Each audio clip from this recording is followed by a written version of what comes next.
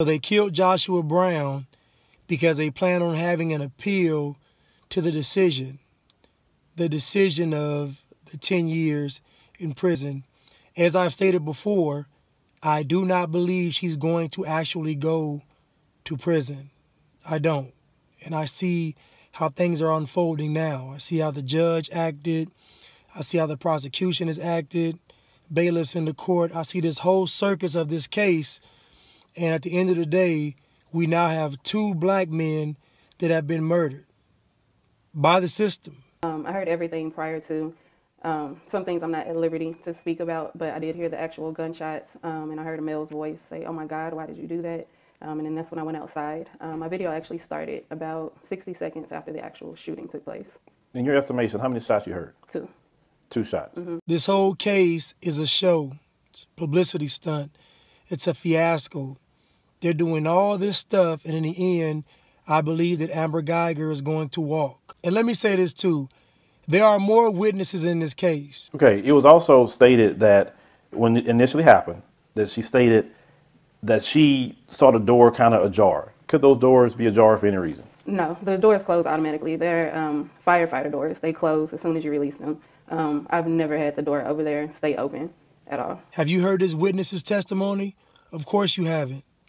Because she actually heard the dialogue between the two. As I've stated before, she knocked on the door. As I've stated before, she knocked on the door. This is why I keep harping on this whole door situation, because the door not being open literally destroys her credibility and literally swings the case into one direction. The door was not open. She knocked on the door and he opened the door. Why she knocked on the door, I don't know. The plot does thicken, but I do not want to make light of Joshua Brown being executed, basically, and Botham Jean being executed, and this young lady giving her testimony. Her life is in danger as well. This is sad and tragic. But do you know why this case is so pivotal? It's so pivotal because they can't demonize the victim. They can't villainize the victim. They cannot criminalize the victim. They have a person that's a great person, that's a good man. They can't give a negative connotation to him. They can't spin a narrative. So what they have to do is they have to sabotage the case. People within the community, I guess, found out where I was employed at, and they started harassing the company. They were posting to my company's Facebook page, calling, emailing the corporate office, telling them I'm a radical, I'm anti-police, I'm a black extremist, all this type of stuff.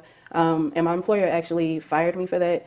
And it's just sad they killed Joshua Brown. This is terrible. This is terrible. They killed Joshua Brown. They killed this man. We got Botham Jean and Joshua Brown, next door neighbors, dead. Do you know how crazy this is? One was murdered by Amber Geiger and the other one was murdered by God knows who, but I guarantee the people that murdered him are part of the system. Because I knew what was on my video was contradicting to what she was saying happened. So after all of that happened, when did the police, Texas Rangers, etc., start coming to speak to you? The very next day, and they came consistently every day for at least 2 weeks straight. Okay, now you say consistently, you say once a day, twice a day? Once a day. Once a day, every day for about 2 weeks. Did they ever tell you that you would maybe help them with their investigation? What were they asking? Yeah, they told me that they would appreciate my help within the investigation since I did witness more than others. They wanted to know what I witnessed, where I was standing, where I took the video from, what I heard, both before and after the shots. And I did speak with the DA. I did hand over my video to the DA. But once it just got very repetitive, they started asking me the same questions every single day. And that kind of made me feel like they were trying to get me to change my story or try to, set me up in a negative light. So I just completely stopped talking to them as well. So when you felt like you wanted to stop talking to them, was it because you were starting to feel criminalized? Yes. I couldn't understand. I couldn't make sense of it, why they wanted to have the exact same conversation every single day. And I did get a feeling like they were trying to get me to give a different answer, and they were trying to pressure me to say something that I said differently yesterday. And at that point, I just discontinued any type of communication with them. And y'all keep talking about these hugs and forgiveness. Whether we forgive or hug or not, the results are going to be the same. They are killing us. They are killing us, and we are doing nothing about it. Those are the end results. And these celebrities that they put in front of us are working right along with them.